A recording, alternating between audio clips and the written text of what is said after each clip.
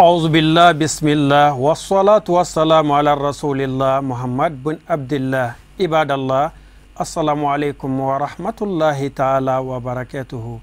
TV Shirifila lajaba wa mbea ufo ka wali mando akanyama dalla au munu tunsigi mbeka ni wati belebele ima kono. Wala sasa bafla ani ta ani kononto hijide unka kunafoni ka o bela jelen soro. Sigida temena una anya wala donia ka fwa ajan Shirifila ta madin kumfolo ubwara magan jamana ka ninga chun faso malibala. Ame wala donia bi ka fwa kwa arifa ba no ye kuchala ka uluka hijide munontara ajan Shirifila fe. An karamogo ani an karamogo den ale tara olu bilasira Sherif Ahmed Tijani Haidara TV Shirifila tɔgɔla maa minnu tun bɛ a kɛnɛ kan o ye Adama Jawara ani Mohamed Tarawele baara in bɛɛ lajɛlen bɛ lakale aw ye Elhaj Musa Fɔnba fɛ an ka jɛ ka ɲɛmada sɔrɔlenw fɛ.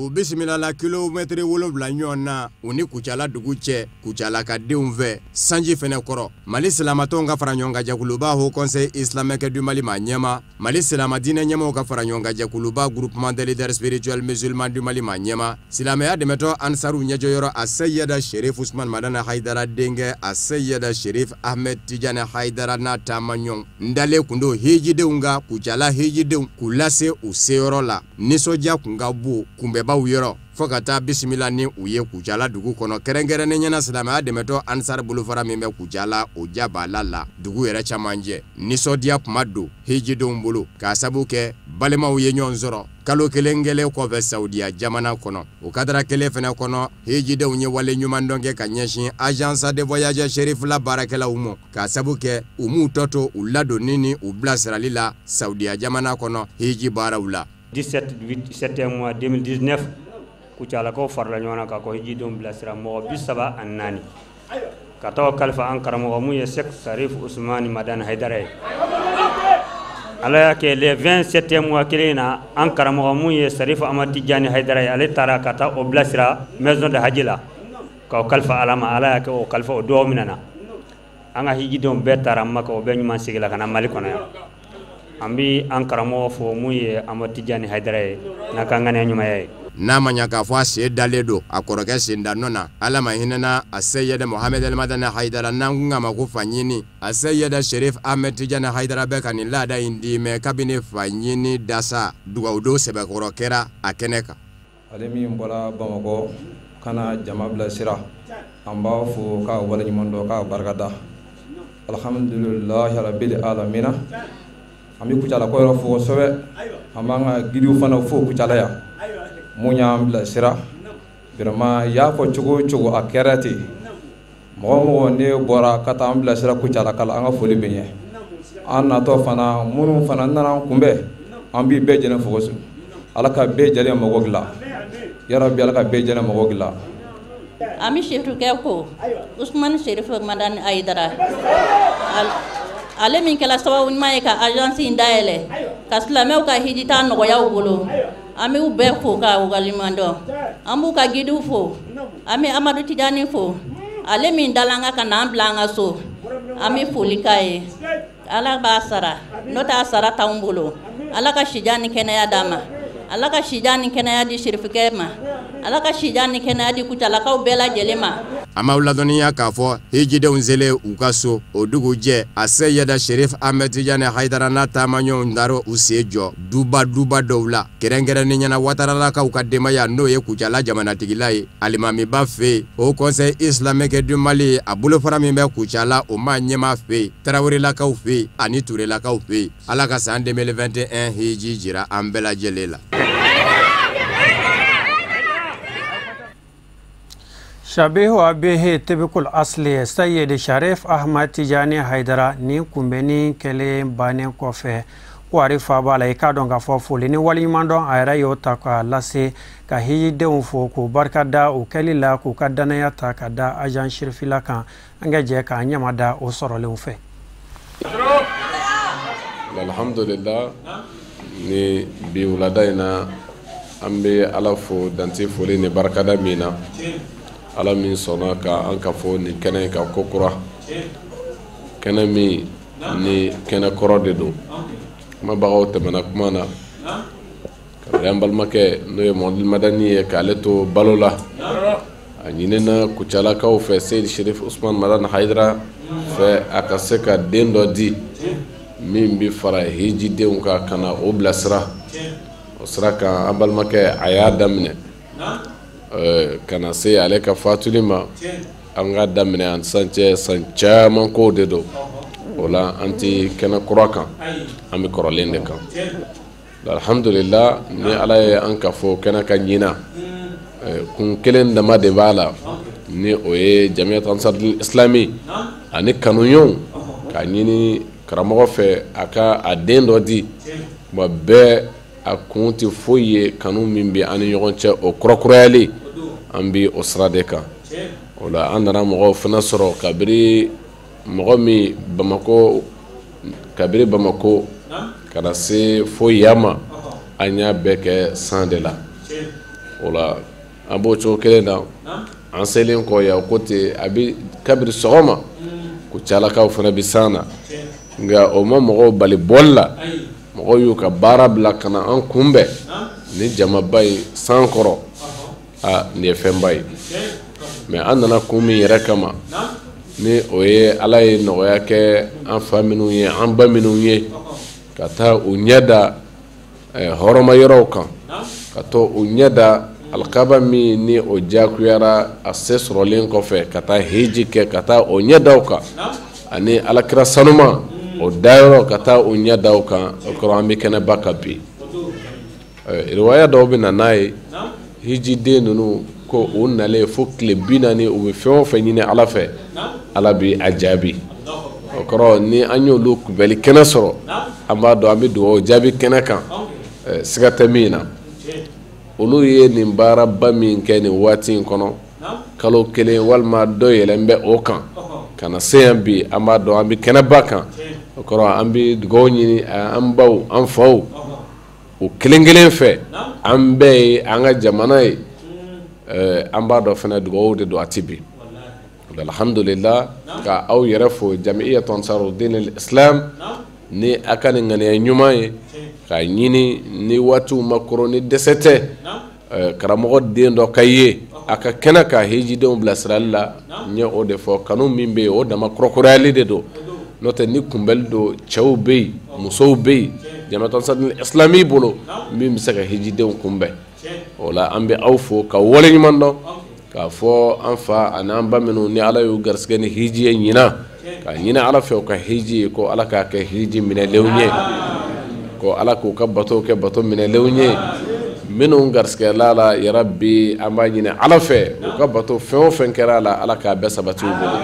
minnu ma garisɛgɛ la k'a ɲini ala fɛ ala min ye setigi ye yarabi ala k'a nɔgɔya ani o silamɛ bɛɛ lajɛlen ye ka jolo ni ka fara zegwa kan olu ka hejide minnu taara Agent Shirifila fɛ ɲinan san 2019 la olu fɛnɛ bilasirala an karamɔgɔ fɛ ani an karamɔgɔ denkɛ Bakirul Ulumi Sherif Ibrahim Iba Haidara i ka dɔn k'a fɔ baara sariya la Shirifila taamaden minnu fɛ o ye Fatumata jaabi fo ka taa se Sanba Tarawele ma fɛn minnu bɔra yen an ka jɛ k'o baaraw sariya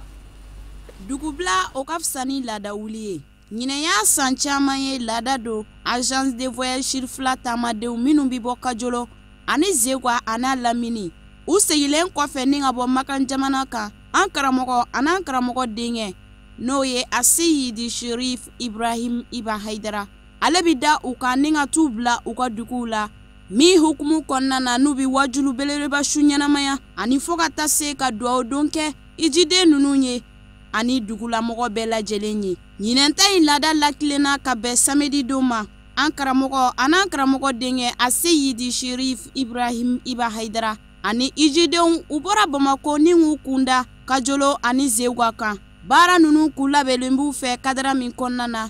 o de ye ka taa Kajolo hijidenw bila ulu bilasiralen kɔfɛ u seginna ni ka na Zegwakaw bila u dontɔ Kajolo kanuɲɔgɔnw Jamiyat Ansarud Islamiya tɔndenw ani ka fara ijiden ninnu somɔgɔw kan u bɔra ni ka an karamɔgɔ an'u balimaw u ka cɛkɔrɔbaw an'u ka musokɔrɔbaw kunbɛn minnu ni ala y'u garisɛgɛ ni ka iji nɔgɔya u ye Sherifucɛ tɔgɔra n'o ye Sherif Usman Madani Haidara ye